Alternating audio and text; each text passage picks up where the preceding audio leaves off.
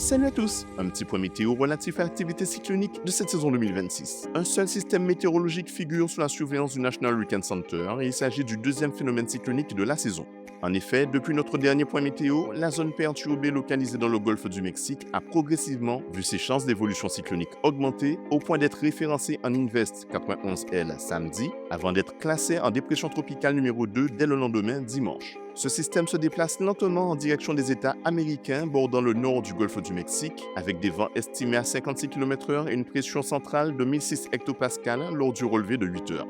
Les prévisionnistes américains estiment que ce phénomène pourrait se renforcer et atteindre le stade de tempête tropicale aujourd'hui, lundi 20 juillet. Il se pourrait même que ce cap soit déjà franchi au moment où vous regarderez ce point cyclonique. Le système porterait alors le nom de Bertha. Son évolution ultérieure sera entre autres conditionnée par son interaction avec les terres émergées. Plus longtemps son centre évoluera au-dessus des zones maritimes, et plus ses chances de développement seront élevées. Ce système devra par ailleurs essayer de résister aux infiltrations d'air sec qui se dirigent vers son flanc nord au cours des prochaines 24 à 48 heures.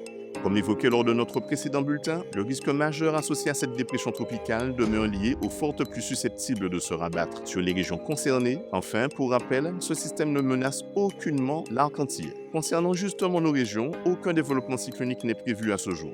Les ondes tropicales qui évoluent actuellement entre l'Afrique et nos îles suffoquent littéralement sous les assauts conjugués de l'air sec et de la brume de sable, la première représentant en réalité la perturbation surveillée la semaine dernière par le National Hurricane Center. Elle devrait quasiment passer inaperçue entre jeudi et vendredi. La seconde, en revanche, pourrait influencer le temps des petites Antilles en fin de semaine ou en début de semaine prochaine, à condition toutefois qu'elle survive aux conditions particulièrement hostiles de cette région de l'Atlantique. Les précisions concernant son passage seront apportées sur le compte Instagram si nécessaire. En attendant, c'est tout pour aujourd'hui.